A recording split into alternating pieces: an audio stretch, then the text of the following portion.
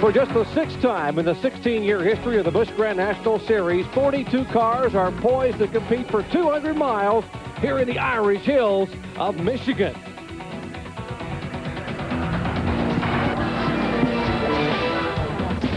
ESPN, the worldwide leader in motorsports coverage, presents Speed World. Today live from the beautifully manicured Michigan Speedway, it's the NASCAR Busch Grand National Series Detroit Gasket 200. After 21 events, it's getting lonely at the top. LaJoie, a 150-point lead over Todd Bodine, although Elliott Sadler has moved from 11th to 5th in the last 5 weeks. For many, this Michigan track is magic, but for others, this week, it has been pure misery. Sad story to tell you. Actually, it's the Sadler story. A few years ago, Hermie Sadler was a rising star in this series. In 1993, 1 win and Rookie of the Year honors. In 1994, 1 win and 5th in points. But then his star flamed out, and this 28-year-old owner-driver has struggled. His best finish this year is 3rd, and he hasn't won in 89 races. Well, Thursday here, he won the pole. And then on Friday, he announced he's dissolving his team and taking his DeWalt Tools sponsorship to Diamond Ridge Motorsports. There, he'll be teamed with a new rising star in this series, his 22-year-old brother, Elliott. Just 36 Busch starts. And in this, his first full year, he has 3 wins. In his last 3 races, 2 wins and a second. But Elliott crashed here in qualifying on Thursday. Today, he starts a backup car, 39th. They will always be brothers. Next year, they'll be teammates. On race day, they are fierce competitors. Well, the points battle has been close all year long. But for points leader Randy LaJoie, it's been a few days of good news and bad news. The bad news is he's qualified in 25th position, all the way back here in the back.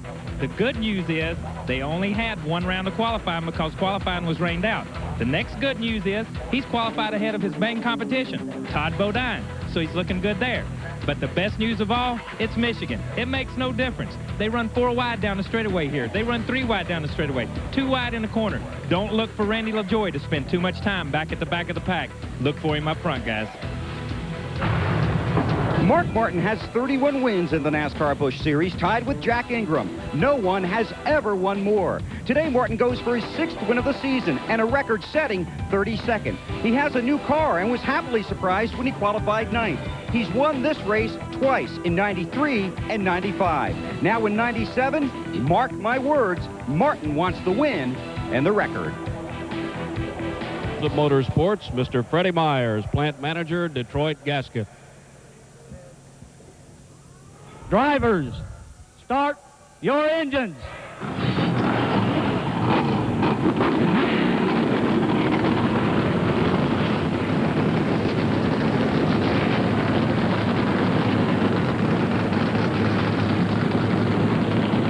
And with that command, the field of 42 cars roars to life. Hello, everyone. I'm Jerry Bunch, along with former Winston Cup champions Ned Jarrett and Benny Parsons. You know, when you come to Michigan, you're going to be fast, but you can't be fuelish because fuel mileage is critical. In this race a year ago, the guy who won it, Jeff Purvis, and the guy who finished 2nd, ran 67 laps on fuel. What about a break from the caution flag?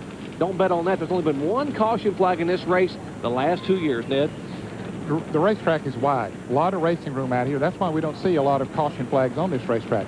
Now, they can make this race on 1 pit stop. What they would hope to do after 50 laps, 100 miles, if they come in, get tires and fuel, and finish the race. But last year, they had a caution flag at 33 laps, as you mentioned, and so a couple were able to stretch it out. But that fuel mileage can help you in another area, too, and that is on the first run, on your first tank of fuel. If you can go that far, you might stand a chance of catching a caution flag while others have hit it under the green. But then there's some guys in this field here today that fuel mileage is not going to make any difference. No, don't worry about fuel mileage. Worry about running 200 miles, getting some laps on the racetrack. Steve Park, Dale Shaw, Dale Earnhardt Jr., the Crow brothers, Mark and Jeff, Matt Kenseth, they've never been here before. They need to worry about running 200 miles because that is the key. Get some time on the racetrack. Steve Park will be back here next year in the NASCAR Winston Cup car. What he learns today will help him next year. All right, when we come back, we'll take a look at our Suzuki starting grid, including pole sitter, 28-year-old Hermie Sadler, and we'll wave the green flag on the 6th annual Detroit Gaskets 200. Our speedboat coverage of the NASCAR Busch Grand National Series Detroit Gasket 200 from Michigan Speedway is being brought to you by Daytona USA, the ultimate motorsports attraction. By Suzuki. Your Suzuki motorcycle and ATV dealer has the ride you've been waiting for and the financing to get it. And by Haviland Formula 3 Motor Oil. Add more life to your car. Our Suzuki starting lineup, 42 cars, will take the green flag. Hermie Sadler's third career pole, a brand new track record, puts him on the front row alongside veteran Dick Trickle in second spot. Back in row 2, Bobby Labonte, who won this race 3 years ago, beside the rookie Steve Park. Row 3, Terry Labonte, also a very, very good finisher in the top 5 3 years in a row, beside Elton Sawyer. Back in row 4, Kevin LePage, who finished second a year ago, and a driver that's really coming on in the sophomore season, Mike Dillon.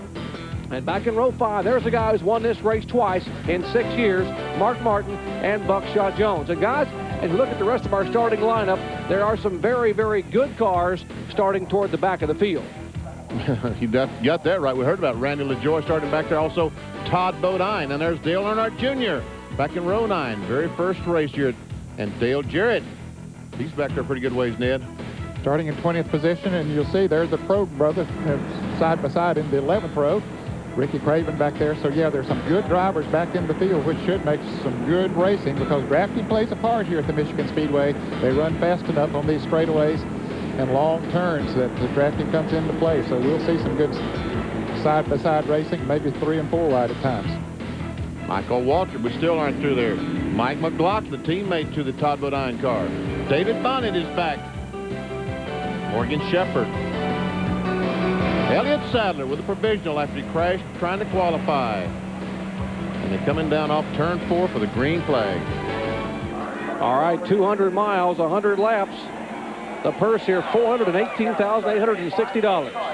And Darrell Strange, a friend of mine from Detroit Gasket, is going to wave the green flag and start these boys.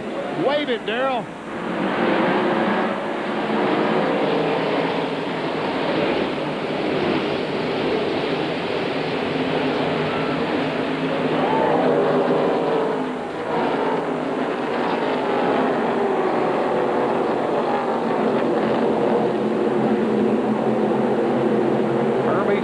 Thought he had a jump at the inside. May not be the quick way as they line up on the outside down that back straightaway. There's what we're talking about drafting. Bobby Labonte right up on the back. And look at Elton Sawyer. Boy, did he get a draft and shot right by him up there into 3rd place. There's lots of room at this racetrack. Here they come off turn 4 to complete that first lap.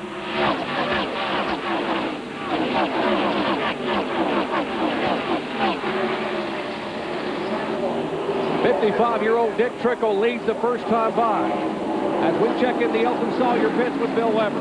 Well, keep your eye on Elton Sawyer. He qualified well here and his car ran well in practice. But this morning, less than 20 minutes before the green flag, his car was not on the grid. Elton wanted the nose weight changed. He said the car was fast, but there's no way he could drive it in that shape for 100 laps. So they changed the nose weight, got the car on the grid about 18 minutes before the green flag. They're very confident today, looking for some luck. And Ed Berry, the 77 car, off the pace as he goes down the backstretch. That's the Lear Group Ford. Jimmy Means, the crew chief on that car. Ed Berrier, his first start in the car, as Bobby Labonte makes a look inside of Trickle. And as you mentioned, Benny, this track's so wide, plenty of room to pass almost anywhere. And Elton Sawyer will charge up to 2nd spot following Bobby Labonte.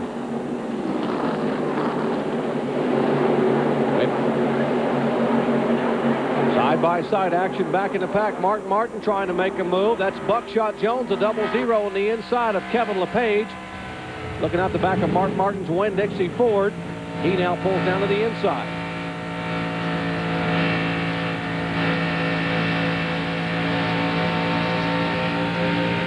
Look at the cars as they come off the corner. And then we see Elton Sawyer going for the lead. Dick Trickle decided he would help him. And look at cars scattered all over the front stretch. And Elton Sawyer will take the lead. That's Bobby Labonte in 2nd. Dick Trickle comes off trying to take that 2nd spot. And he will. Well, not so fast as Bobby Labonte. Says, Mr. Trickle, I think I respect your age, but right now I'm going to hang on here to 2nd spot. And Hermie Sadler, Ned, looks high.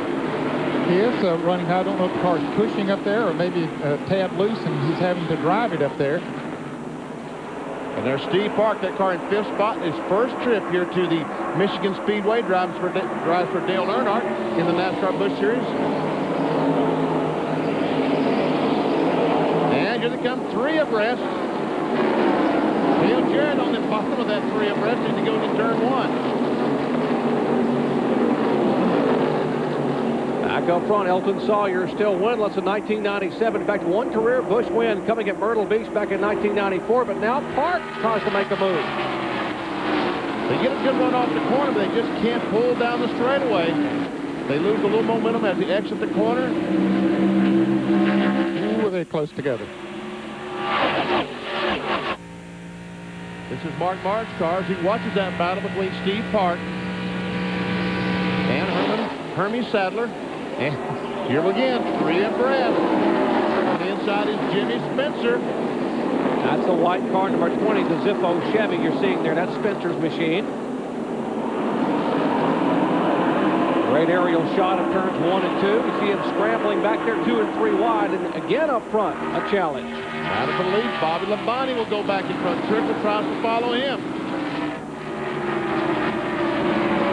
Wow, here comes Park. They got Sawyer off the accelerator net, and he's losing ground. Yeah, he didn't have to back off, but just for a split second. Here comes Mark Martin trying to come up in there and win Dixie Ford. Oh, my goodness. 5 wide. They were 6 wide a moment ago coming out of 4. They pared down to 5. Now they're just 4 abreast. The 77 car is coming back. It looked like Barrier was off the pace, but now he's coming back. He was 5 deep on the apron of the racetrack. That's the kind of racing we used to see here at the Michigan Speedway in the Winston Cup Series before they got to running as fast as they're running now. Yes, they're running 100. The Winston Cup cars are about 6 or 7 miles per hour faster than these cars. And boy, this makes for great racing. That's Scott Legacy's car, number 22, down on the inside of David Bonnet, the Dunlop Ford, Doug Taylor machine, and they run side by side for position. Shane Hall on the outside of Ed Barrier, this 85 car. And one car slowing down on the racetrack. Looks to be the car number 72, the Detroit Gasket Chevy from Mike Dillon. Bill, what's the problem? The throttle stuck. He had to cut it off. He radioed in, the throttle stuck. I'm shutting it off. So he's going to have to coast on back.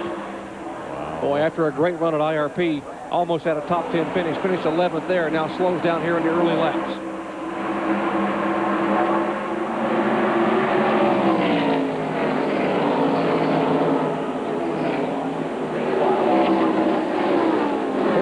Cars started. We're in the early laps here, and Bobby Labonte trying to hold off the challenge of the veteran Dick Trickle in the Duralube Chevrolet. It is Pontiac, 2 Chevrolets, and a Ford. That's the top 4. As Labonte, Trickle, Park, and Martin lead the charge after 8 laps are complete of 100 here at Michigan Speedway. We'll be right back. Back in Brooklyn, Michigan, here in the early laps of the Detroit Gasket 200 NASCAR Busch Series event. The Pontiac of Bobby Labonte is shown as our leader a lap ago. Dick Trickle tried to make a run. Couldn't make it. Mark Martin was making a run. Trickle decided to move up in between Martin and Labonte, and they have been running nose to tail for the front 3 since that time.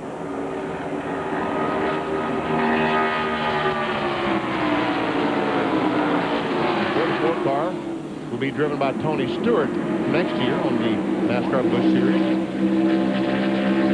And we see Hermie Sadler, the pole sitter's back in 10th spot. Bill Weber, what's going on with Hermie? Hermie's okay. He has an advantage here. He's got a good driver that spots for him. That's Curtis Markham. And Hermie's biggest mistake was he got out of line. And Curtis told him, I know, I've raced here. I know how difficult it is to stay in line. But early in this race, you have to hold your position and stay in line, or they're all going to go by you. That's what's happened once already to Hermie Sadler, but his car is handling well. There he is, Hermie Sadler. Herman is his dad, so obviously that's why he's called Hermie. There's the DeWalt Chevrolet picking up his 3rd pole of his career. His first on a super speedway. Biggest track he had qualified on had been up in Milwaukee. Lead change. Mark Martin goes from 9th to 1st in 12 laps here in Michigan. So Martin's way Dixon forward. And Bobby Leslie, the crew chief, is a little bit concerned about this brand new car they brought here. How would it run early in the race? I think they just found out. Yeah, that's not good news for the competitors when Mark Martin takes the lead this early on. You're exactly right. That thing, boy, it goes through these corners so well and has a lot of downforce. Here it is. You can see how he goes through the corners. Drops right down on the inside of Bobby Labonte, presses on the accelerator, and just motors right on by. Jack Roush power plant, and that brand new engine, brand new race car, first time out here at Michigan. They were a little concerned the car didn't qualify better, although I think a top 10 qualifying spot isn't bad. But early on, this car very impressive. He comes from 9th to 1st. Steve Park still hanging on. And there's the speeds at the line.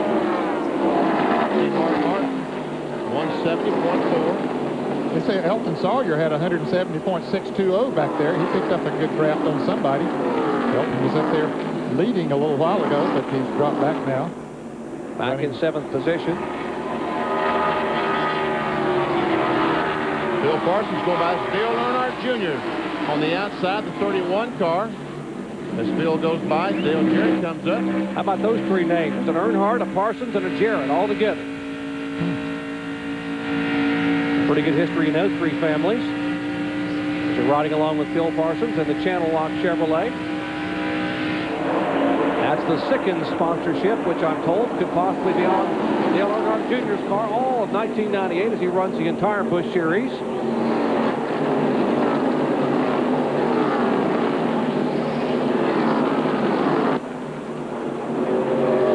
That is back 10th, 11th, 12th, 13th, and 14th.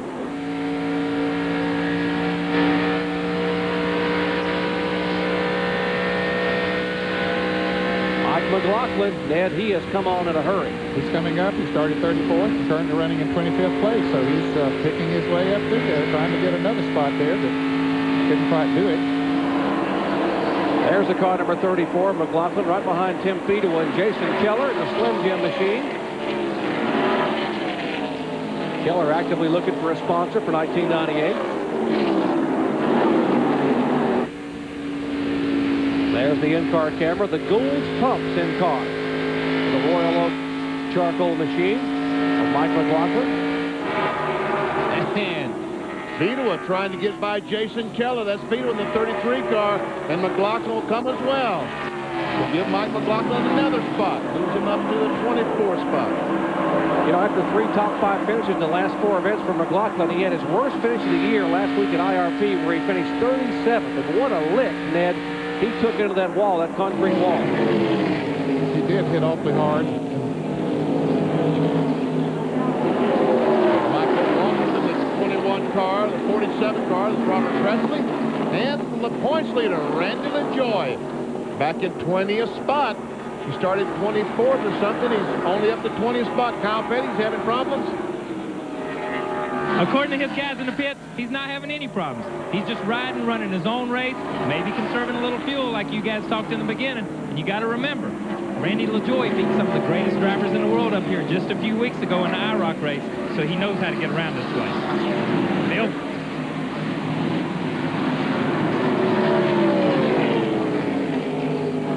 Kyle, Todd Bodine had a great plan to get to the front of the field. He was going to follow Randy LaJoy. The only problem is he's already passed him. Now, Clyde McLeod, his team manager, told me that car is totally different from the car that Todd qualified. And then this morning, they changed the rear shocks and the front sway bar. I said, can Todd get to the front? And Clyde just folded his arms and said, watch him. Right now, he's running in 17th spot. Ricky Craven right behind him.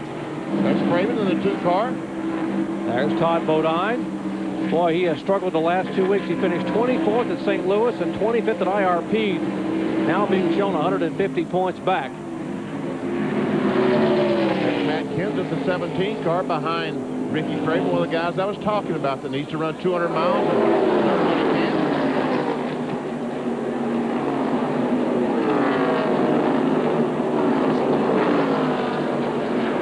Kenseth tries to get alongside of Ricky Craven. Can't quite make it. Well, he did make it. charge down the corner, and yeah, there you go. He's learning. And look at that 74 car. Oh, no, hold on. We got close. He started pushing. Still close. He started pushing. He came off that corner. I thought the car was going to push right in the left rear quarter of Traven's car.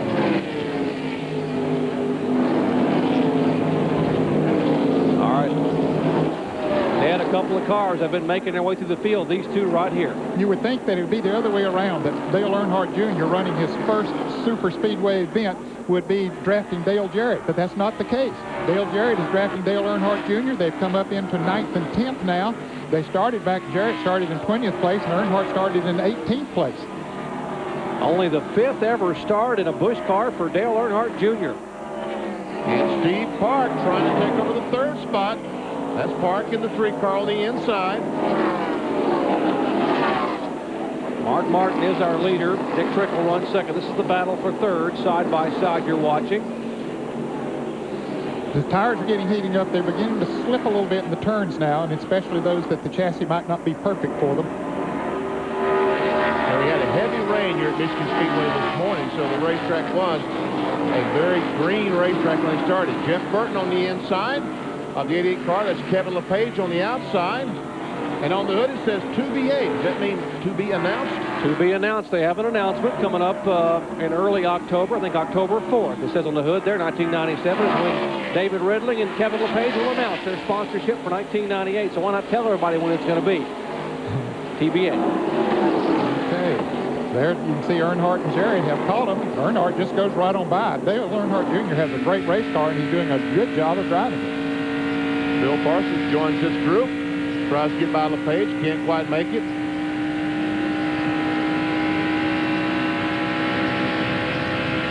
He goes in the corner, backs off. We listen to him as he backs off. Back on the gas. Now he'll try to drive under Kevin LePage. He'll go up the hill, use all the corner he can. And made the pass. Now we see Dale Jr. going by Jeff Burton. Who are these guys? Just another car. He's yellow. That's all. Painted yellow.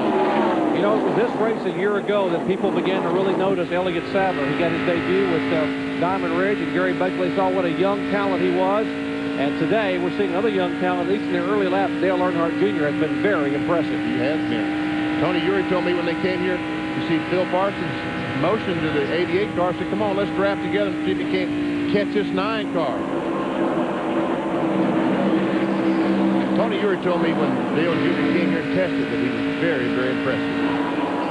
Let's see how fast these cars are running at the line. We're still running 170 miles per hour. The leaders are.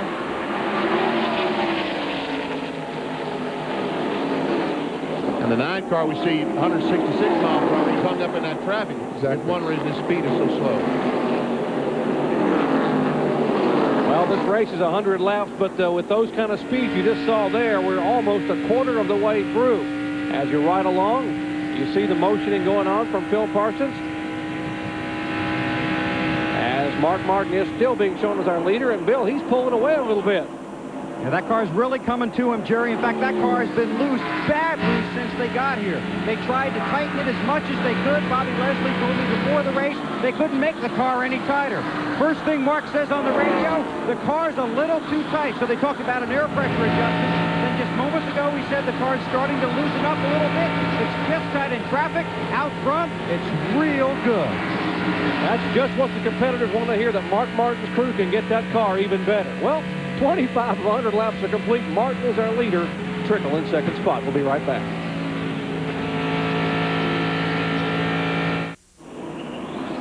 Back at Michigan Speedway here, just past the quarter mark. 25 laps, 27 laps now complete as the Winn-Dixie Ford of Mark Martin, the 2-time winner, has set sail. If you just joined us, Mark qualified 9th in a brand new car. Thought the car was going to be loose all weekend, and now he has just taken off toward the front of the field and is beginning to pull away. Big weekend for kart racing today at 3 p.m. Eastern Time on ESPN2. Kart pole qualified for the Texaco Haviland 200. Then Sunday at 3 p.m. on ESPN2 on the grid as they set the stage. And then the Texaco Haviland 200 will come to you live at 3:30 p.m. Eastern Time on ESPN. So an exciting weekend for kart action here on ESPN and ESPN2. See Jimmy Spencer, the 20 car, and Elton Sawyer both able to get by the 3 car of Steve Park. But Dale Jarrett just had a problem coming up that second corner. Yeah, he got tapped a little bit in the rear coming off of that corner and almost got into the wall. I'll never see Dale Earnhardt Jr. leading Phil Parsons, Jeff Burton, Kevin LePage, and Dale Jarrett is the back. Dale Jarrett was leading this group the last time, Bob. Yeah, he was, and came off of that second turn, and Dale Jr. came up on him pretty quick, touched him just a little bit, shot Dale Jarrett almost into the wall, and of course the whole crew went by him at that time.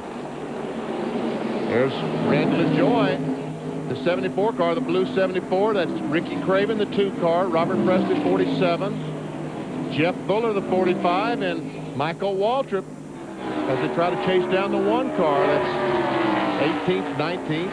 That's Todd Bodine, the 36 car right in front of him, the Stanley Tools Pontiac. That's the championship point battle, although it's beginning to go away a little bit. There is Todd Bodine. Matt Kenseth right in front of him in Robbie Reiser's Kraft machine.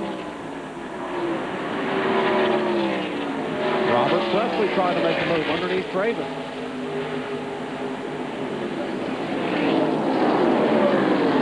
'19th, 20th, 18th, 19th, and 20th.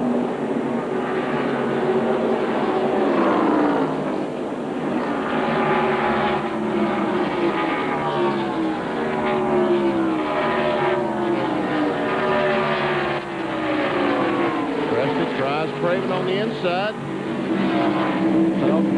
Didn't really have the right angle into the turn that time to make the pass. He realized it and decided rather than hit him or spin out, he better back off, and he did.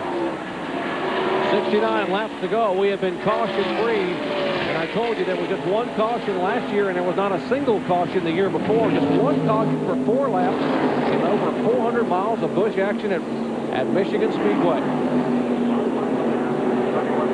That's amazing because we've had some great opportunities for caution flags this afternoon already. And to think the last 2 races the Busch cars have run, guys, they've had 25 cautions for 161 laps. Dennis Setzer, the Lance car in the pits, been slow on the racetrack, and they're working on the, looks like they're working on the rear of the car. He goes back on the racetrack. There's the guy they're chasing, Winn-Dixie Ford. Mark Martin, 2-time winner here at Michigan. And David Bonnet is slow up against the wall, might have made contact with the wall.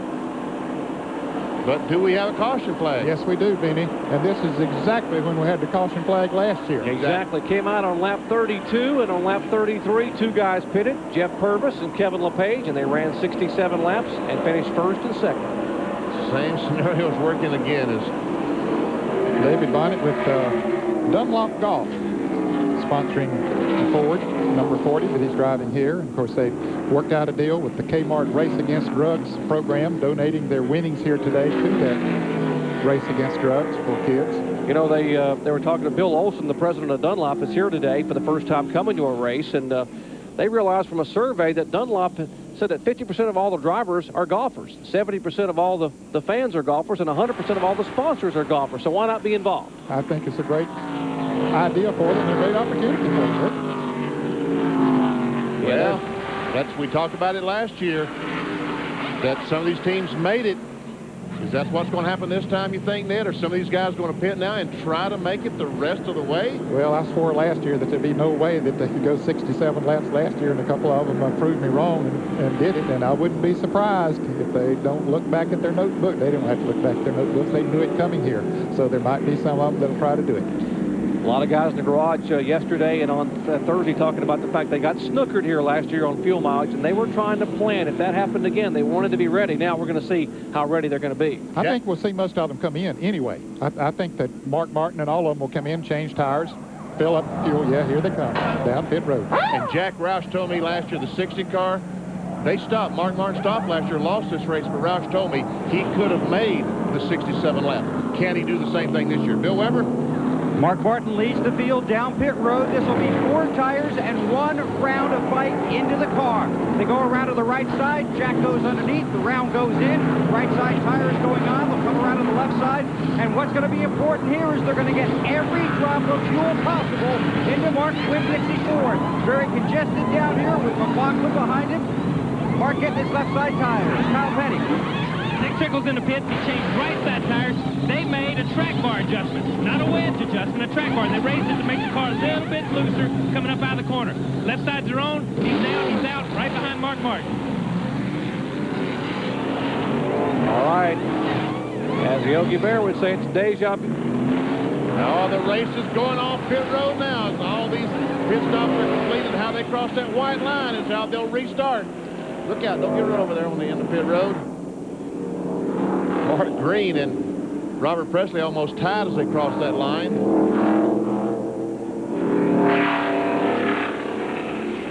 Well, I started to say deja vu all over again because exactly what happened a year ago happened today. And now we'll see if the fuel mileage bug, everyone else was able to figure it out a year ago.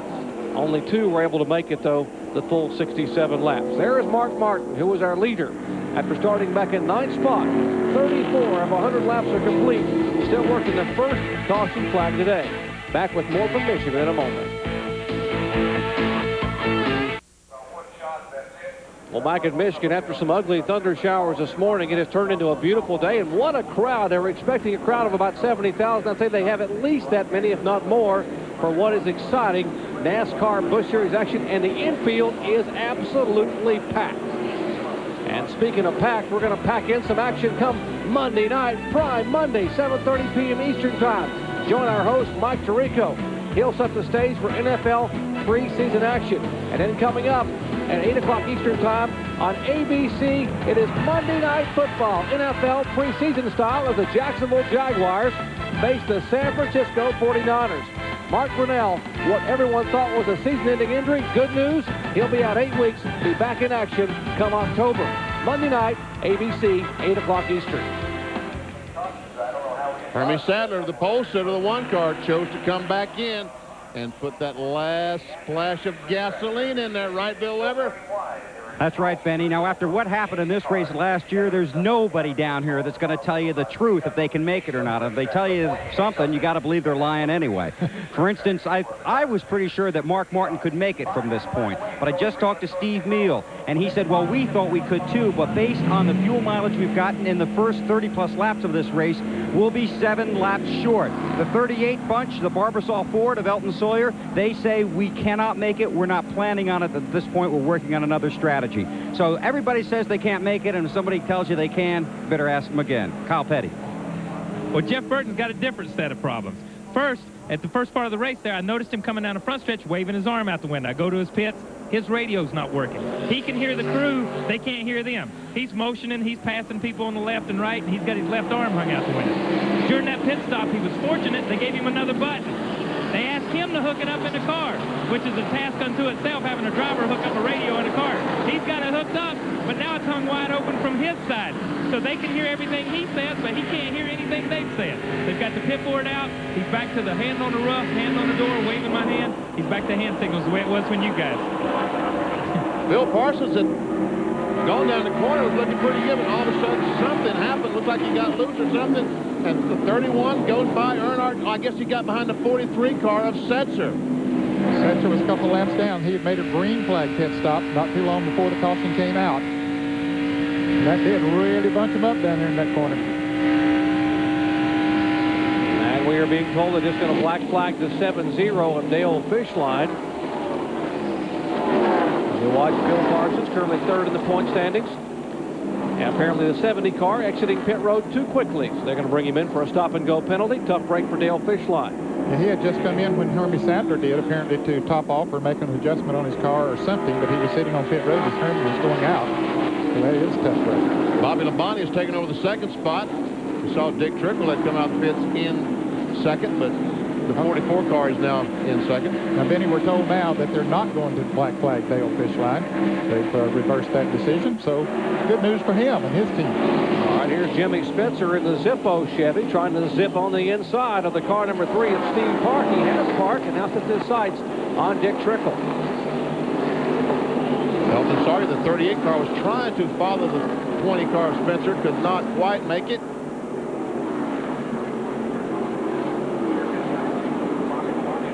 There we see the car on the inside. The yellow car is Shane Hall. On the outside, Jeff Fuller, Michael Walter. And back up front, here comes Steve Park as he tries to go into the 4th spot. That's Park and Trickle side by side with Elton Sawyer right behind Park. Who do I follow? Who do I follow? He tries to move to the inside, and now that could cost him a position. Well, I think he's going to try to follow Steve Park and try to push him on by Dick Trickle, and maybe he can suck on by himself. When I say suck on by, that's how the draft works sometimes. But he did push Park by, but couldn't quite make it himself.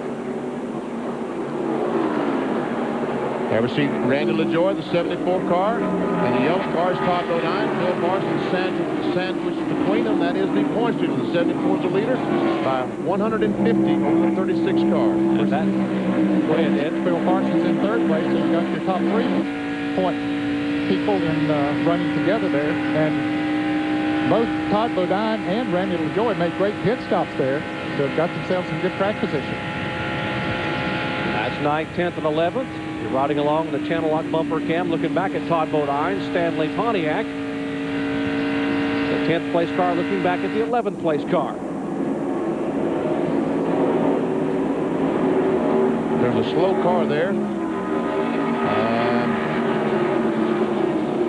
I guess that's David Bonnet. He has made repairs and he's back on the racetrack. And obviously, after he made contact with the wall, it's not handling like it did to begin with. So he probably will go back to the pits. Well, David's already 5 laps down, unfortunately. Trying to get back into Busch Series racing after that great run at Daytona a year ago, where he came from 38 to take the lead on lap 65. Pole sitter Hermie Sadler, we told you he stopped to top off, get that last drop of gasoline there, trying to work his way back to the front.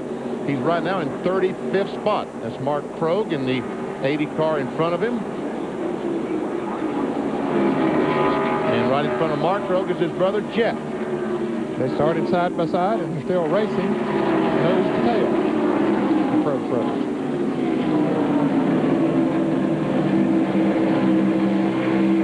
Meanwhile, we were just 8 laps away from the halfway point, making 7 that time by. 70 car Dale Fishline is now going to lap down. And here comes Spencer. Jimmy Spencer, the white car on the inside, trying to take over 2nd spot from Bobby Labonte and Steve Park. The 3 car says, I'll help you all I can, Spencer. Only Jimmy Spencer's 8th Busch start here in the 1997 season as he watches the battle through his rearview mirror.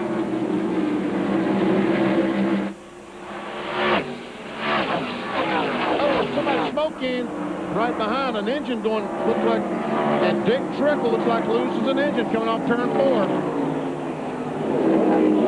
Boy, what a tough break for Dick Trickle. 14th in the point standings. Had run 19 of the 21 events thus far for Dennis Shoemaker, trying to finish in the top 25 in both Winston Cup and Busch Series points, and now he is slow on the racetrack. If that thing isn't running, fellas, he will not be able to coast back around all the way. Let's go down to Kyle Petty. As soon as he pulls down on the apron, the crew starts taking their headsets off, all except for the crew chief. He said it just broke. Coming up out of the floor, he got in the gas, and it just puffed smoke out of it. It broke.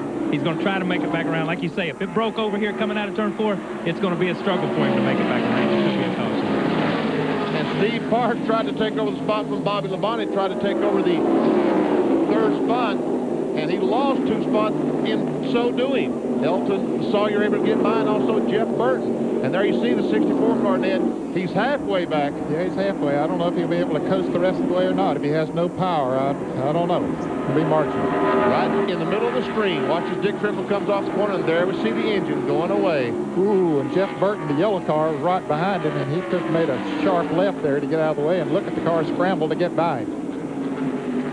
And Michael Waltrip just exiting pit road, had a flat right front tire on the Band-Aid Ford. Came in to Ronnie Silver and Company. He's going to go around down here. Mark Martin comes by. Michael comes out of the pits.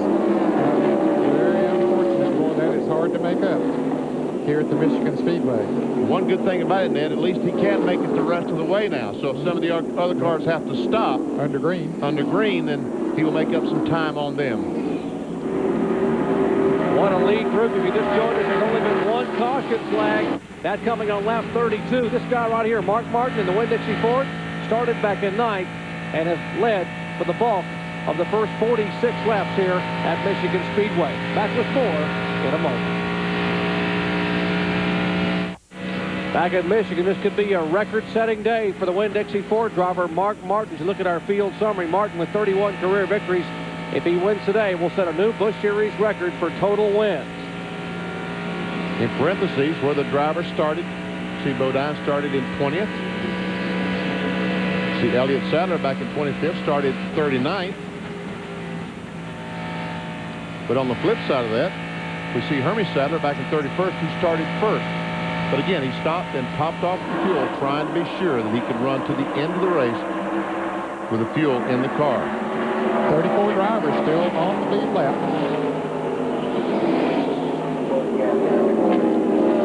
Second, third, fourth, fifth, sixth. The 5 cars running in the group. Mark is not pulling away from them right now, Benny. Now, whether he's just sort of cooling once he's out there and trying to conserve fuel. I think that's the key right now, Ned. He's just trying to conserve some fuel. As Steve Meal told Bill Weber, they're 6 laps short. Well, if Mark Martin really tries, he might be able to save those 6 laps by the time the end of this race. All right, these beautiful shots from high above this 2-mile D-shaped oval in the Irish Hills of Michigan, courtesy of the fine folks at Pennzoil and our Pennzoil copter cam. And that's the interval right there from the copter cam of Pennzoil between first and second spot. Mark Martin started 9th, is leading. And Jimmy Spencer started back in 16th position in the Zippo Chevrolet, has come all the way to second spot.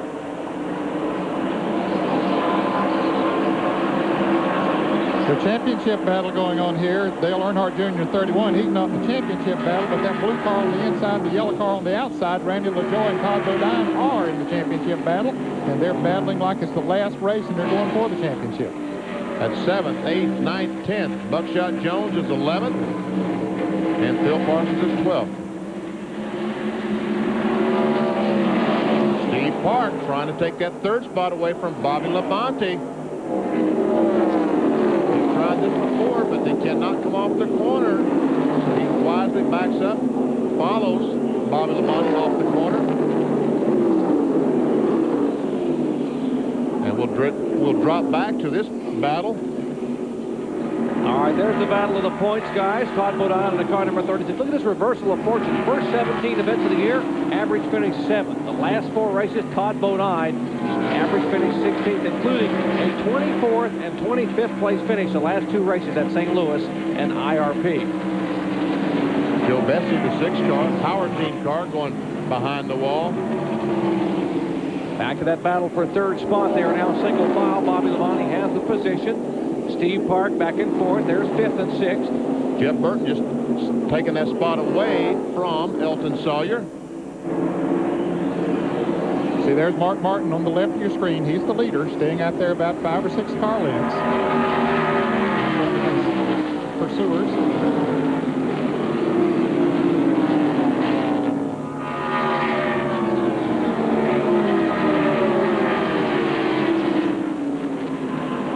Top 6 cars on your screen there with less than 50 laps to go. It's a 200-mile race, 100 laps here on this 2-mile oval. Looks like Jeff Burton, Elton Sawyer struggling to keep up.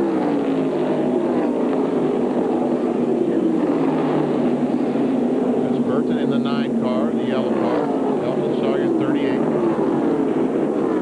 Todd Bodine just went around Dale Earnhardt Jr. going into turn 1, took over the 7th position. There's what you're talking about. If they get organized, Vinny, they might be able to run them down with this single file deal in the draft a little bit for some of the guys up front. Could possibly do that. Well, Todd Bodine figured he could pull him a little bit faster maybe than Dale Jr. was, so he passed him through turns 1 and 2 to try to get that opportunity. There you see the distance back to them.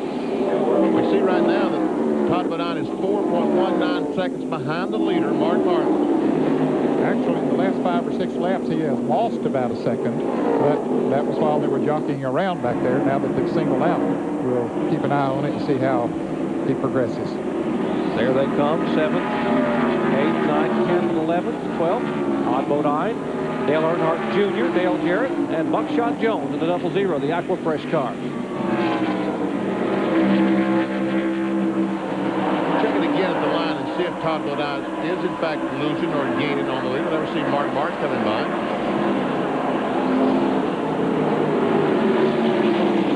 He lost time. He went from 4.19 to 4.36. Ned, we don't ever need to doubt Ned. Now Dale Earnhardt Jr. made a move to the inside as you watch this battle.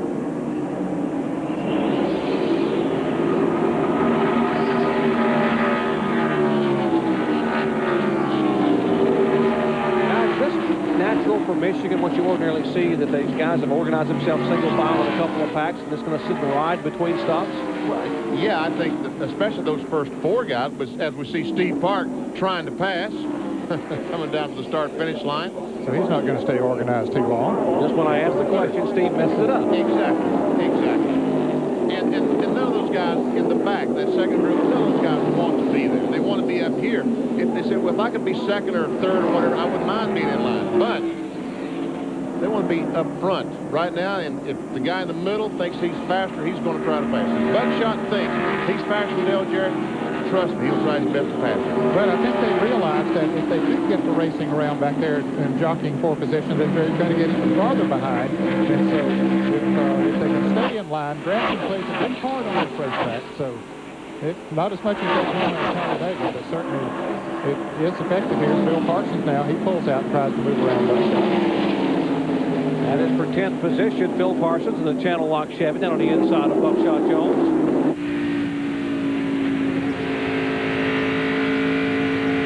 Buckshot drift up the racetrack. Phil tries to drive under him, but as he comes off the corner, we hear him back out of the gas. Folks, you hear that 10 car back out of the gas? That's because the car started sliding that front end, pushing across the racetrack. He had to back off or run in the side of the 00. That's the problem with these cars coming off the corner here at Michigan. They want to slide that front end or push. There's LaJoy, the point leader, right behind Phil Parsons. And a lot of you folks that are avid racing fans who watch this, you say, well, LaJoy is just sitting there riding. He's got a 150-point lead. Randy LaJoy does not ride, does he, Ned? No, he's racing as hard as that car will go right now. Today, that's right. That split fire snapshot shows you that indeed he is. He started back in 25th position, currently 12th. Hasn't led a lap yet here, but he leads the Busch Series point standings. 150-point lead on the strength of 5 wins here in 1997, including last week at Indianapolis Raceway Park.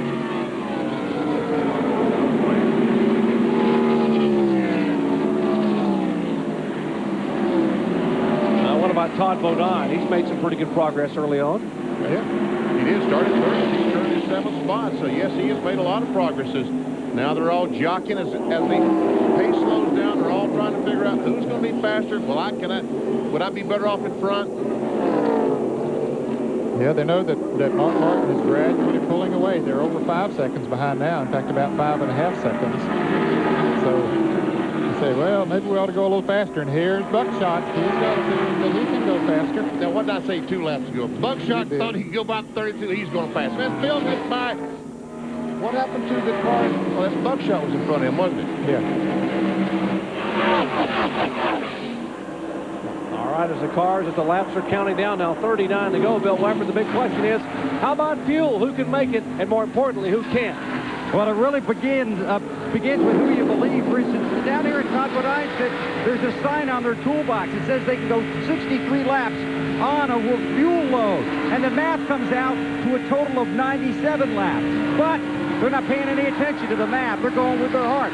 They're going to go for it. Bill Parsons has radioed in that his car doesn't handle very well, but they do think they can make it to the end. The 38 car of Elton Sawyer cannot make it. And as for the 60 bunch, well, they're leading, but Bobby Leslie has updated me. He says they cannot go past lap 87 without stopping for fuel. Wow. That means they can make it only, what, about 44 laps or so on fuel, 88 miles. Wow. Well, 38 laps to go. Nice shot from high overhead the Michigan Speedway as the leader, right side of your screen. Mark Martin showing the way. 2 victories here at Michigan, working for win number 3 in the Winn-Dixie Ford Thunderbird. Jimmy Spencer is the white car back behind, looking at the bumper cam, coming from 16th to 2nd. If there's been a dominant car in the NASCAR Busch Series this year, it has been Mark Martin. He's run a limited amount of races. And how many victories he had? 6 or something? Had 5 wins. 5 wins. 5 wins and 9 starts in 1997. Pretty good record, huh? Yeah, if you're a baseball player, would you like to bat 500? Indeed, over 500. That's second, third, and fourth, and 23 and 44 on your screen are Spencer, Park, and Labonte. Hermie Sadler, our pole sitter, back in 30th spot. Remember, he did come on and off pit road late in that 1 caution flag to top off his tanks. Still showing 34 cars on the lead lap. Tracy Leslie is the last of those. Tough break for Mike Dillon. These cars sponsored by Detroit Gasket. They are sponsoring the race, and he had a mechanical problem. Spent 8 laps in the pit. That little tree they about blow that little tree over when they go by.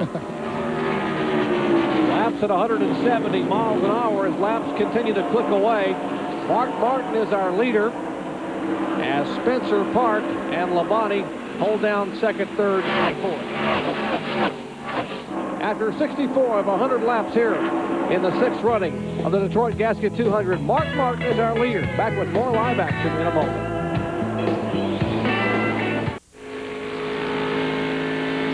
Back at Michigan, a lot of coverage coming to you from Michigan Speedway this weekend. Later today, Winston Cup happy hour, 6 o'clock Eastern time on the Deuce. Tomorrow, NASCAR Today, live at noon as we set the stage on ESPN2 for our live flag-to-flag coverage at 12:30 p.m. Eastern time on ESPN of the NASCAR Winston Cup DeVilbiss 400. And following that event, NASCAR Shop Talk featuring Jeff Burton coming up at 3:30 p.m. Eastern time back on ESPN2. Looking at the rear bumper cam of Mike McLaughlin's Gould's Pump Chevrolet. He started back in 34th, and then he's made his way up toward the top 20. Yeah, he's in 20th position right now, Jerry. Still running along good.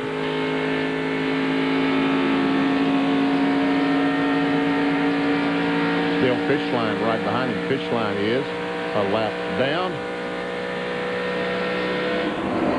Well, Mark Martin still where he was when we left, folks, in front. And no change up front. Spencer, the white car is in second. The Steve Park, number 3 in third. Bobby Labonte, 44, is in fourth. Well, Kyle Petty, there are at least 2 Earnhardt cars in the field, and both of them are doing pretty well. Yep, they're both doing really well. And as we've heard on ESPN at different races, we heard the master's voice, Earnhardt, talking to Parks, telling him how to get through traffic, spotting for him. Today, he's not spotting for him. Ty Norris is.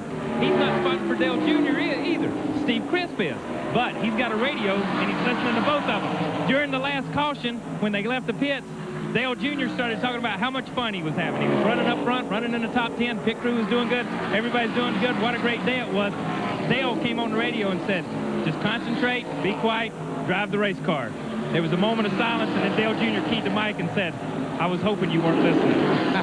So no matter where he goes, he's always going to be there, guys. I got to ask you guys, is this the place you bring a young driver like a Dale Earnhardt Jr. for his first super speedway race? Ned, it looks like it because he's doing a great job today and keeping his nose fairly clean. It looks like a good place to bring a young driver. I've been very impressed with his run here today, and so yes, I wouldn't have thought so. Maybe before that this would be the place. You know, you think, well, maybe Rockingham or one of the mile tracks, but Hey, this is a wide racetrack. We've talked about that. He's got a great race car and has just done a super job of driving it here today. So maybe it is a good place to race.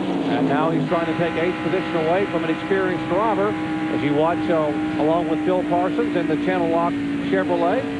Our AutoZone race recap shows you Mark Martin is a leader. Has led 59 of 71 laps. There have been 5 lead changes. Only 1 caution flag for 4 laps.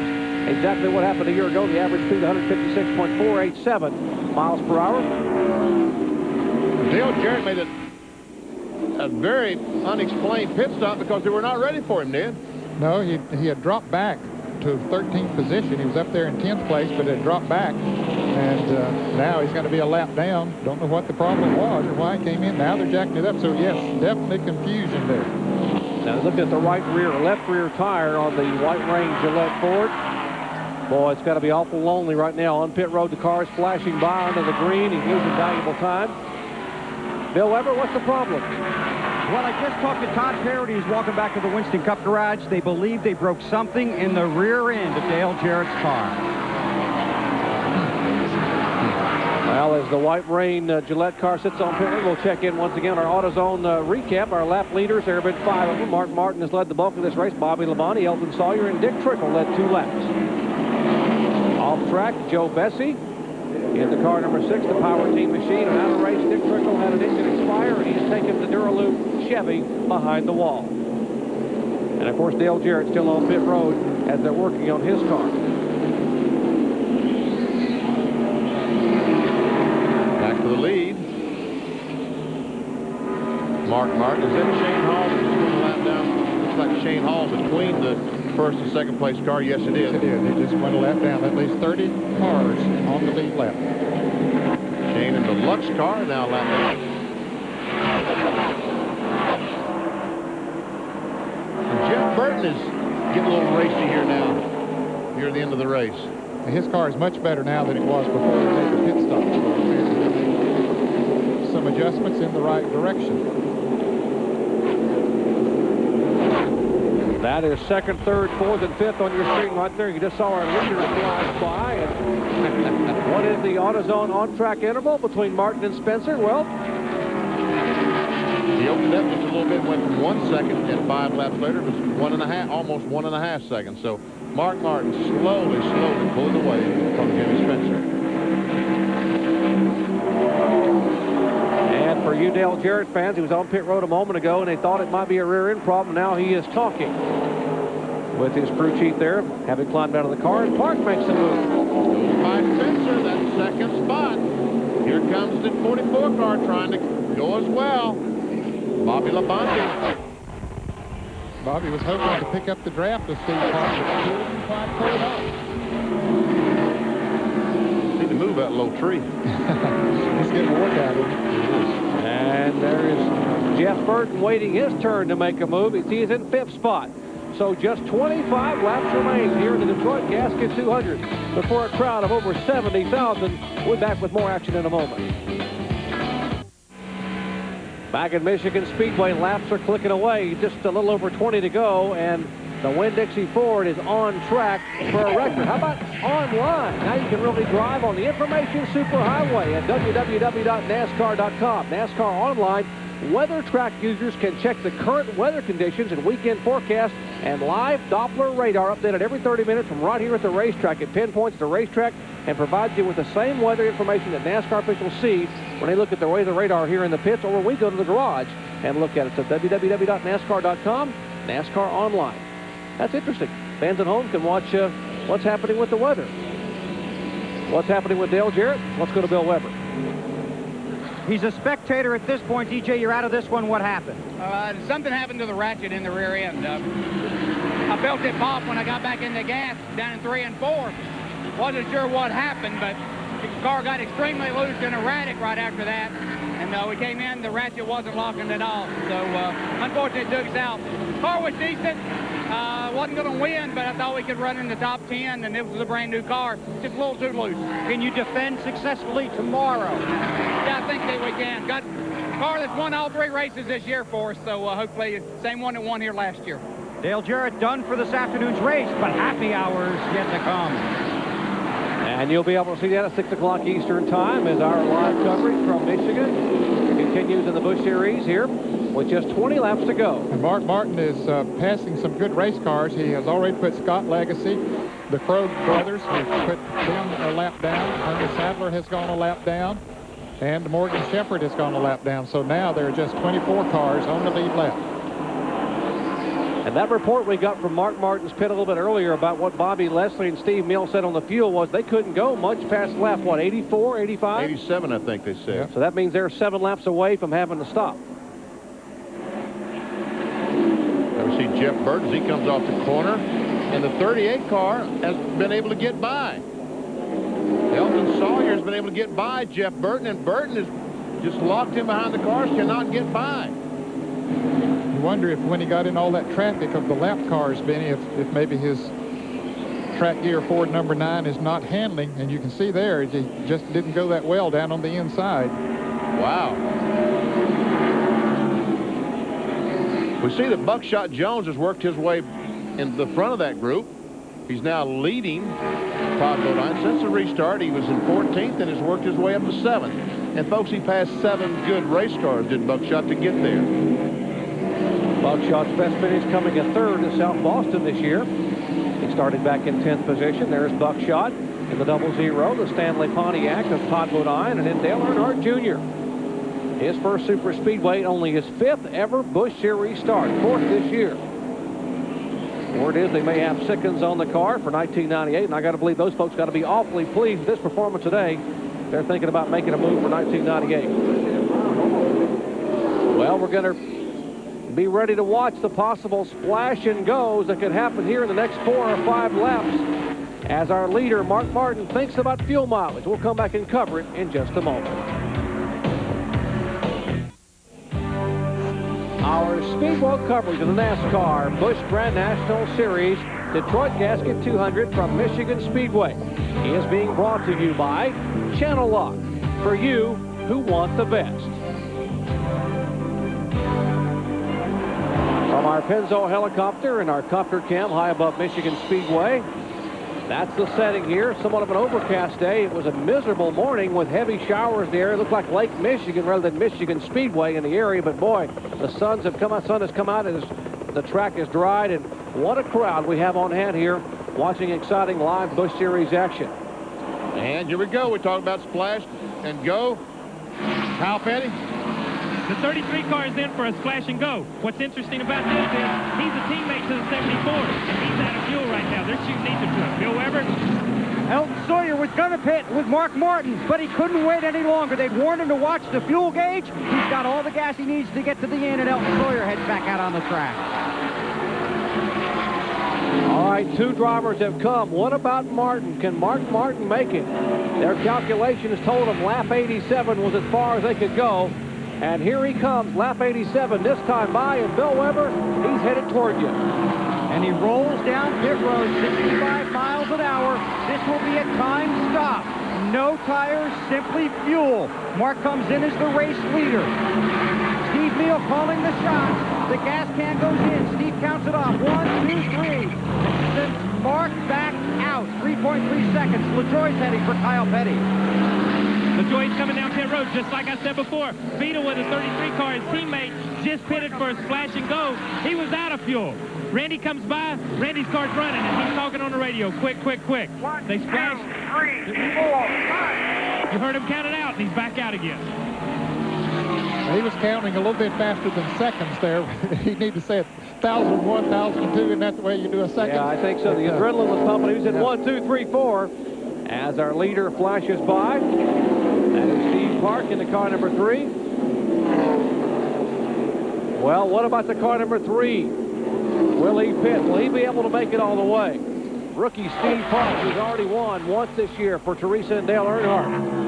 And that's another driver who's never been to this racetrack before. Right now sitting in first. And then I talked about these young drivers that didn't need to worry about fuel mileage or anything. It looks like Steve Park may need to worry about fuel mileage. Is he? Well, he moves to the inside of Stevie Ray. It looked like he may be slowing to come on the pit road, but he's just coming down across the banking to pass the green star. That is the 20 car, the Zippo machine of Jimmy Spencer behind him. Spencer, the second place car. Terry Labonte, or I should say Bobby Labonte, the 44 car, is third. That's first, second, and third on your screen. Now I'm going to guesstimate that if anybody in that crew right there can make it, it'll be Bobby Labonte. In the Pontiac. Yeah. You got 2 Chevrolets and a Pontiac. This is the debut of the Joe Gibbs Busch Series engine in that car of Bobby Labonte's. The first engine for Gary Wilson, who will build the engines next year for their Busch Series program, and Tony Stewart. Made a great debut here today.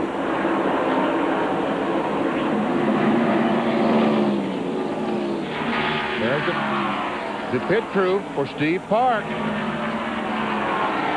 Park's only win, or his first win in Busch Series competition as a rookie, came April 19th at Nashville, Tennessee, trying to get his first super speedway victory. Can he hang on for 10 more laps? About 9.5 laps, we should say. Bobby Labonte looked like he wanted to go by Jimmy Spencer as they both close up on the back bumper of Steve Park. We're hearing rumors the 9 car of Jeff Burton, the 4th place car, may have to pit for fuel. He didn't come in that time. These are the top 3.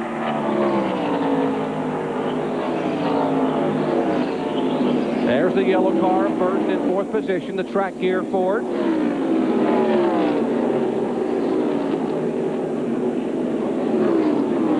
Let's check in the pits with Bill Weber. A couple of guys that think they might be able to make it. Phil Parsons, his crew has told him it's going to be close, boss. The other one is Todd Bodine.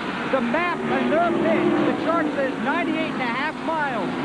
Todd has just disconnected the fuel gauge, so he has no idea. They're going for it. Terry Labonte comes down pit road, the Bayer car, to make a pit stop, splash of gasoline. As Park, there we see Terry Labonte has his gasoline, and he's back on the racetrack as Steve Park goes by. Still did not come in. Tuck, you wonder where Mark Martin is running. He's in 14th position after he made his pit stop. Well, if these guys can hang on, we'll see fuel mileage pay dividends for the 2nd year in a row here at Michigan Speedway.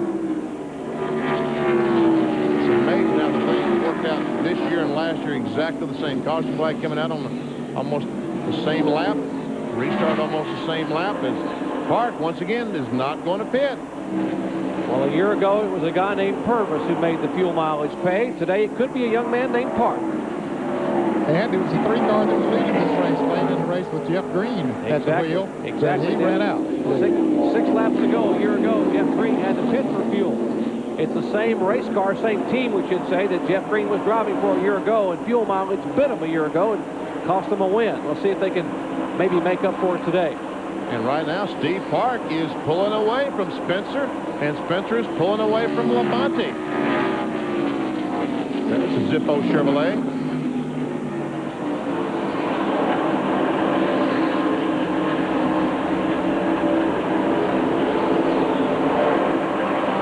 All right, Kyle Petty, what about the 3? What are they saying down there? I've never seen this many calculators in a pit in my life. Everybody is figuring. They need to run 6 more laps. They've got it figured that they can run 6.48 more laps. So that's about 6.5 more laps. That's all they need, guys, and they're going to gamble with it. 6.48 laps, and they've got 6 laps to go. Let's hope the batteries are fresh in those calculators. Exactly.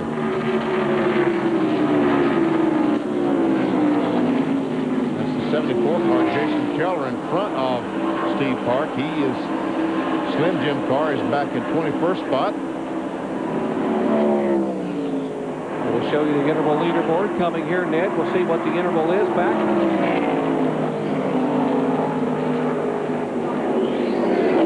See, he has a little over half a second and 1 second on Bobby Labonte.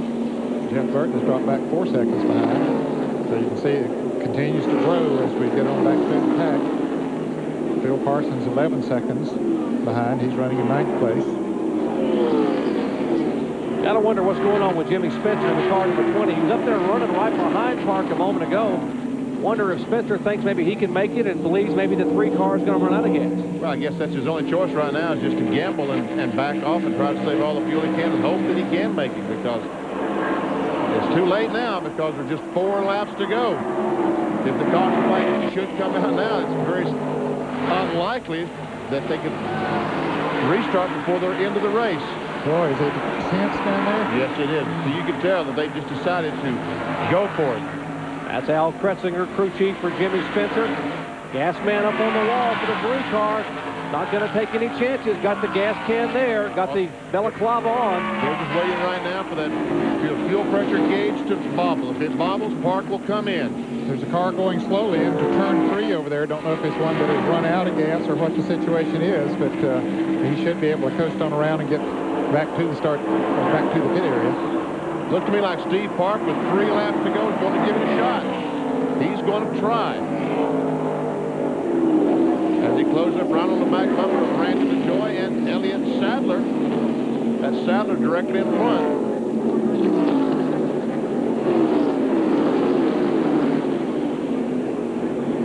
Well, there's Jimmy Spencer in second spot. There's Bobby Labonte in the Pontiac. The shell colors for Bobby Labonte, who won this race back in 1994 in 3rd position. Ricky Craven comes down pit road. He couldn't go any farther. That car that was coasting was Dale Fishline. He did coast back to the pits. All right, here they come off 4. Steve Park once again. 2 laps to go. But 2 laps is 4 miles. Now Park trying to get a little draft. Just like sort of what Jeff Gordon did in California when Ray Evernham said draft anything that moves these last few laps. Steve Park pulls up to try to ride the draft a little bit. Now makes a pass on Elliott Sadler. And right in front of him is the points leader. That's Randy LaJoy. He's running in 18th position. 29 car of Elliott Sadler in 19th. Now Spencer drove down in the corner. Oh, but he pushed up the hill. They got the can up. I wonder if Steve is talking to him. White flag. No point putting the gas in now. No. He's committed. All he can do is just go out and hope and pray that thing will run this last mile and a half. Final lap here at Michigan Speedway in the 6th running of the Detroit Gaskets 200. Rookie driver Steve Park trying to hold on. He's got 1 mile to go for his first Super Speedway victory. Still hanging in there. He's getting close to the point that he could coast the rest of the way, maybe not coast and win. Wait a minute, is he slowing down? No, I thought for a moment there that he was slowing down, Benny, but he just saw that car in front of him, I guess. He's going to make it. Got to have enough throttle to come out of 4. He's drafted down to the bottom of the racetrack, and Park will come across and take the victory. 29-year-old rookie driver Steve Park gets his first Super Speedway win at Michigan Speedway, and they celebrate in the AC Delco pits.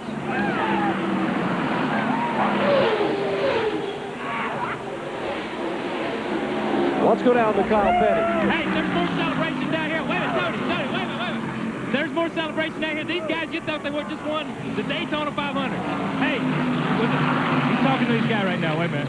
Hey, they hadn't talked to him since he passed the start-finish line. Are you, hey, those guys now the radio jumped in. Okay, look, let me ask you a question. Did the guys, was it much of a gamble for you? Well, I'll put it this way. We worked on the fuel cell more than we worked on the car, getting it ready to come here. We lost this race last year on fuel mileage. We weren't going to lose it this year. Made a great call. Great run, guys. All right, Tony Uri Sr., and there's the young man who won his first Super Speedway race, and he may have a shot at taking over 3rd in the points. We'll calculate those points and talk to him when we come back to Michigan in just a moment.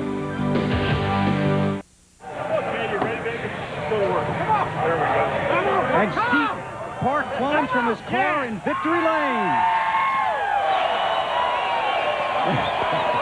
Well, we have a new tradition in victory lane, one that began last week. But Steve Park celebrates with his crew. There's a guy right behind him that's trying to shake his hand. That would be Dale Earnhardt. And he can't even get there. Now they exchange. Let's get in here real quick. Hey, congratulations, Steve. Congratulations, Dale. Stay here just a second. Obviously, a great win for you. Congratulations. Yeah, I'll tell you what, this AC Delco Chevrolet Monte Carlo was just hauling button. Boy, is this thing good on gas or what? You tell me how much was left. There's probably a teaspoon left, and every time I got a chance to draft, they kept telling me to conserve fuel, and I was drafting, running about 3/4 throttle, and Jimmy Spencer was catching me, and then I had to put the throttle back down again, but I got to thank the Lord. He was with us today. I mean, this is just unbelievable. Well, congratulations to you, Dale Earnhardt. How exciting was that to watch? How nerve-wracking? Well, I tell you, gas mileage is something you don't know about. When Tony and these guys worked awful hard, and Park, he keeps doing a better job. And I thank all the guys who worked awful hard on this AC Delco car. And they did a great job today. He wasn't the only guy in the Earnhardt family that had a good day. Your son did quite a job. Well, he did. He stayed out of trouble and learned a lot, and he come home with a top 10 finish. So we're happy for him, too, and the Sickens folks. But this 3-car, we need to win for AC Delco up here. I'd just like to thank all the guys back in the shop. I know you guys are watching. You guys are all number one. We're going to come back and party with you guys. And I also want to wish Ron Hornaday the best of luck. He always wishes me good luck, and it come through today. So, Ron, go get him, buddy. Steve, this is a wide-open track, a lot of racing here. Obviously, a lot of green flag racing that helped you today. But talk about your experience coming to this track and actually winning in this race. I had no experience. Goodyear just had a great tire. We were able to go past the halfway point on a load of fuel, and I just got to say hello to my mom and dad. I know they're probably ecstatic back home, and this is it. This is number one. Steve Park in victory lane with Dale Earnhardt's team at the Michigan Speedway. Boy, his second career victory in Busch Series competition, coming in his 25th start. His first win came back in April 19th at Nashville, Tennessee. And his first Super Speedway win comes today in the 6th annual Detroit Gasket 200. Back with more from Michigan in a moment. Our speed road coverage of the NASCAR Busch Grand National Series Detroit Gasket 200 from Michigan Speedway has been brought to you by True Value, official hardware store of NASCAR and garages everywhere. By Quaker State, the quality your car deserves. And by the more than 1,650 AutoZone stores across America. AutoZone, the best parts in auto parts. There's a shot of our winner, Steve Park. 29-year-old driver getting his first Super Speedway win. Jimmy Spencer finishing second all the way from 16th spot. There's Bobby Labonte back in 3rd spot. Jeff Burton, the fuel mileage was good for him. He finished 4th, and Buckshot Jones in 5th. All of those cars, excepting Mark, to get down to Mark Martin, I think he was the first. He finished 11th. That the other 10 were able to go that last 60-some laps. And Todd Bodine able to gain some on Randy LaJoie, because we see LaJoie finished in 17th spot, and Todd Bodine finished in 7th spot, so he gained a few points. All right, 42 cars started. We'll show you where your favorite drivers finished. We take you back 31st through 42nd. Dick Trickle, the first one to exit, had an engine problem. Joe Bessie was behind the wall. Dale Jarrett, you heard us talk to him on pit road, his problems. David Bonnet finished 39th, 12 laps back. Well, the point standings, well, they will jumble up a little bit. And, Benny, you're right. Todd Bodine has made a move. Has made a move, and Steve Park, with a victory today, moves by Phil Parsons into 3rd spot. All right, there is the car owner, winning car owner, Teresa Earnhardt, as she is there with her driver, Steve Park, as they continue to celebrate their win here in the Detroit Gasket 200. The second of what are 5 consecutive Busch Series races you will see here on ESPN. We were last week at... And that fellow standing beside of Steve Park is Ron Parker, the CEO of Detroit Gasket, giving the owner's trophy and the driver's trophy to the winning owner and driver. All right, there is Taylor. And so we will come back and talk with more about another Earnhardt. How about a young man who had a great run, finished back in 7th spot, Dale Earnhardt Jr. We'll talk to him when we come back to Michigan Speedway. Stay with us. Back in Michigan Speedway, just part of this crowd of over 70,000 that are here today, and they will be jamming their way in tomorrow for continued NASCAR coverage, and we'll have it all for you here starting at 6 o'clock Eastern time today with NASCAR Winston Cup Happy Hour on ESPN2. Tomorrow we'll kick it off at noon Eastern with NASCAR Today as we set the stage for our live flag-to-flag coverage. The main man, Bob Jenkins, will be here to call the action. The DeVilbiss 400 NASCAR Winston Cup show on ESPN. And following that action, NASCAR Shop Talk. We'll visit with Jeff Burton at 3:30 Eastern time on ESPN2. It's been a great day for the Earnhardt family, including a guy named Dale Jr. Right, Bill? Absolutely. All smiles, too. You never raced here. You tested here. You had a great day. Congratulations. Thanks a lot. I want to congratulate, my crew and all the people involved, Sickens Automotive Finishes, and everybody that's helped us get here, my daddy, the AC Delco crew. We had a good car, got a little tight after the first pit stop. Just out there learning how to draft and feel air off other cars, and it was a lot of fun. Did your dad jump in there a couple times? Did you know he was listening? Yeah, he was listening. He told me to keep it quiet and keep doing what I was doing. Because you told the crew you were having fun, didn't you? Yeah, I was having a real good time with them guys racing. It's just, you don't understand how excited I am to be out there with Dale Jarrett and Terry Labonte, those guys I watched for years and years racing against my daddy, and it's just a dream come true. This is a fast track, wide track. There's a lot of racing that goes on here. What does this mean to you to come here? Because you've never been on anything close to this, Dale. Well, it's real. There's something that's very similar to what I've been doing in the past, as far as the racing I've been doing in the past, is momentum here. You got to stay up high, keep the momentum on the car going, keep the RPMs up. Anytime you get low, try to pass somebody, you get trained down outside, and that happened a couple times. So I just stayed up high and try to stay out of trouble. What's next? We might go to Bristol, who knows. I know we'll be at Charlotte and Rockingham and Homestead.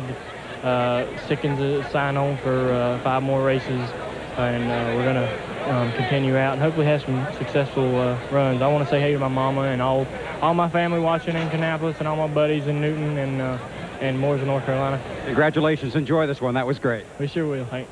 Dale Earnhardt Jr. with a great run here at Michigan. All right, he finishes 7th. Talk about the newcomers today. We talked about how the newcomers would fare.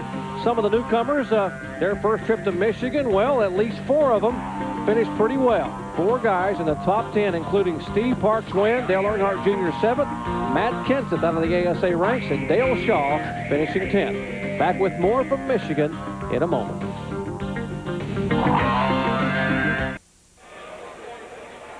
Back in Michigan Speedway here in Brooklyn, Michigan, the Detroit Gasket 200 is over. What are these folks waiting for? This crowd of over 70,000, they know that coming up in a little bit is a little thing we call Winston Cup Happy Hour. That's that wild scramble, that final 60 minutes of practice that the NASCAR Winston Cup guys go through. And the guy that's going to be here to tell you about it, well, let's get a little preview of Happy Hour from our Double D, Dave. Well, Dr. J, I think that the Happy Hour is going to be a little more harried than usual here because of what's happened with the weather.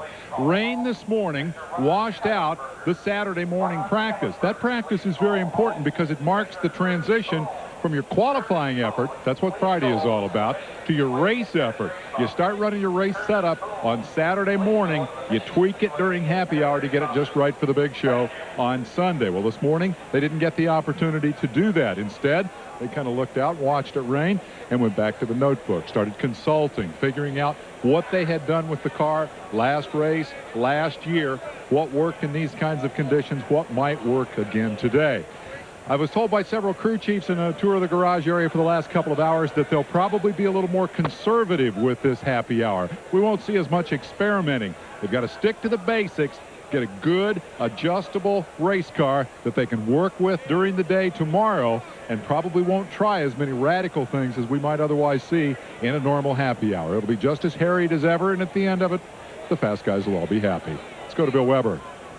With Todd Bodine, a 6th place finish today, and you made up some ground in the points, 112 back unofficially. Yeah, it wasn't a bad day. That's the way we got to look at the rest of the season, is we've got to gain points every week. We got to make sure Randy's behind us. We got to keep the Stanley Pontiac in the top 10, because if we don't keep him in the top 10, Randy's going to be right there. And you know, they're consistent. We got to keep our consistency up. We do have to step it up a little bit. We got to get a win. I'm sick of not winning, and the Stanley Pontiac deserves, this whole team deserves to be up front and in victory lane.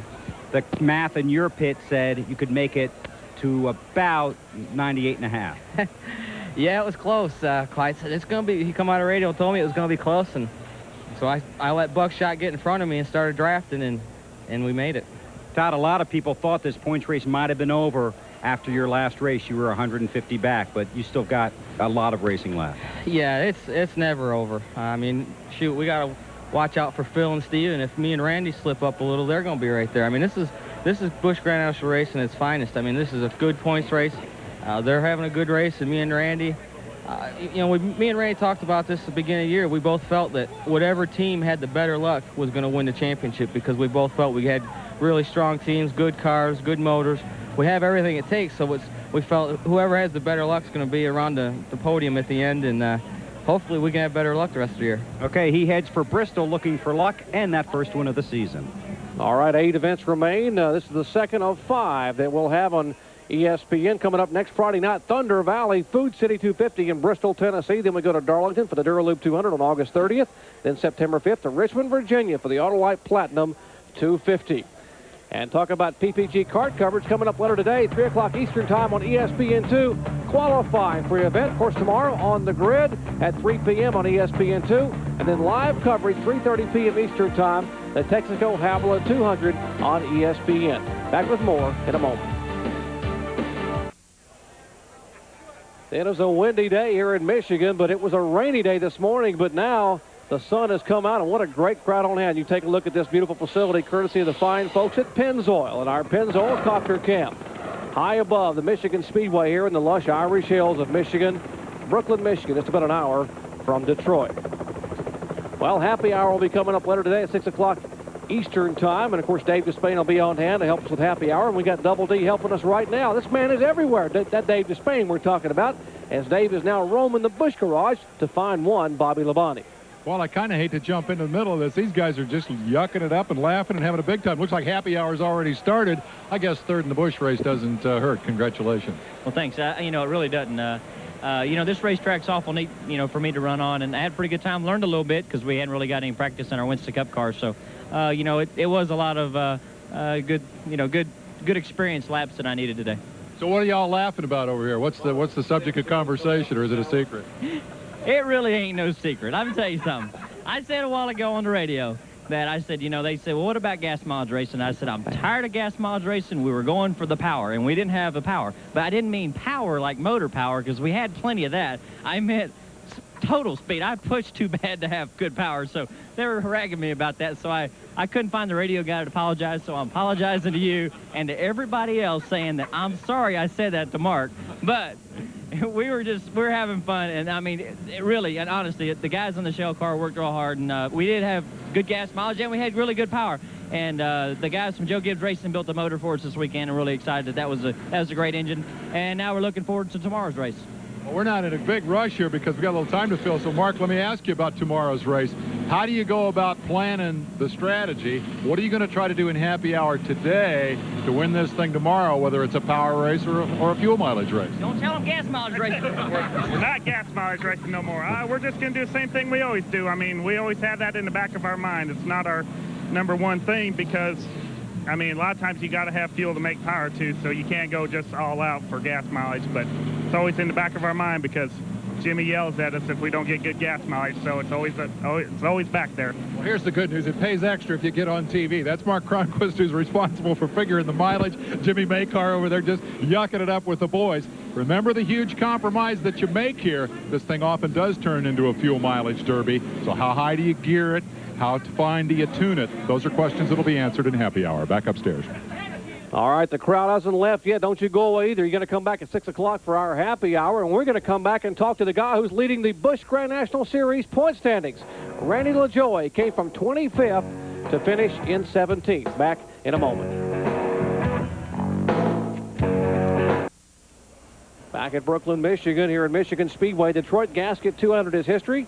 And 29-year-old Steve Park has gotten his first ever Super Speedway Busch Series win, coming in his 25th start. But who leads the standings? Even though he finished 17th today, still 112 points up front for the guy who drives this car right here. Right, Bill?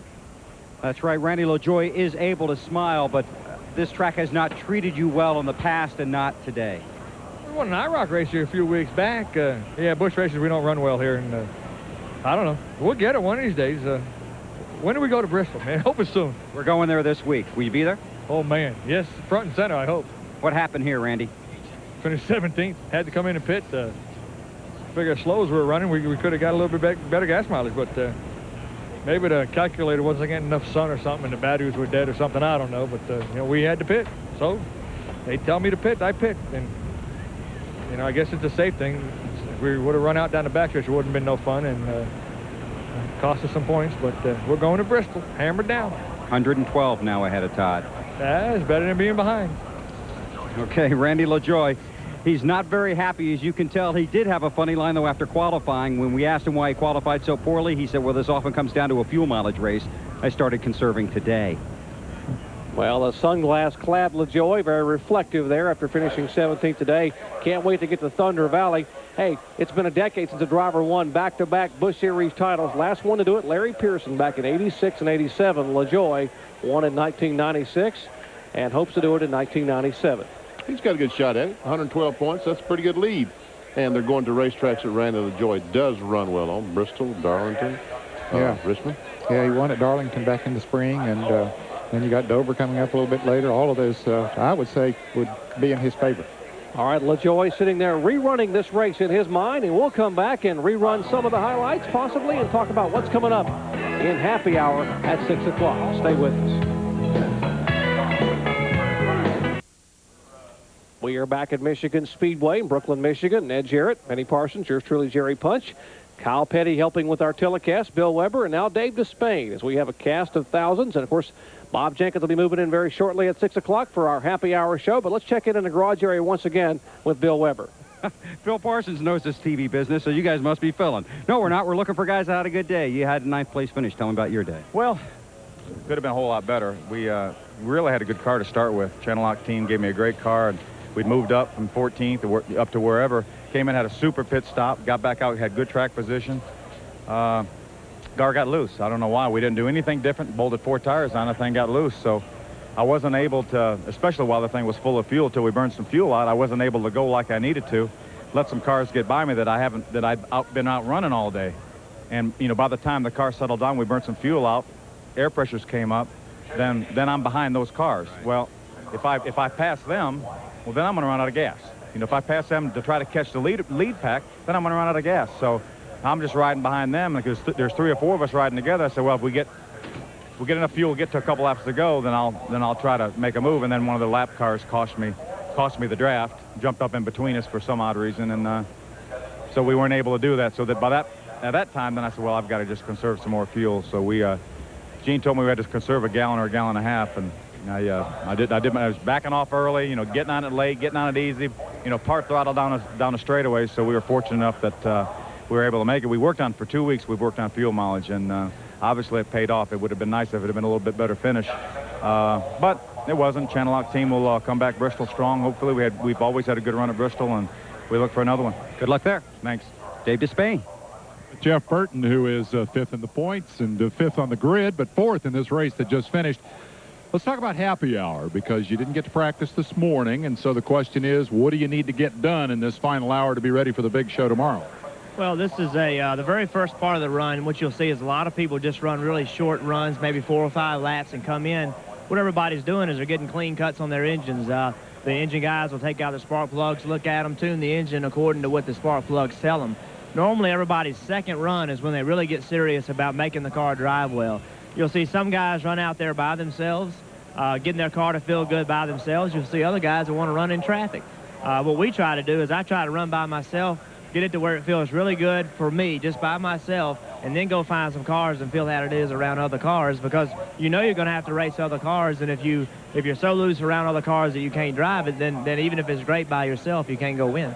So the tendency for these cars when you're out there in clean air by yourself is for them to perform differently than they are in traffic. Is there a pattern to that? Are they consistent in the way they behave? The pattern is anytime you're underneath somebody, especially at Michigan, Atlanta, those are the 2 worst racetracks that we go to for some reason. Anytime you see a car underneath another car and they're running side by side in the corner, the guy on the inside is always loose.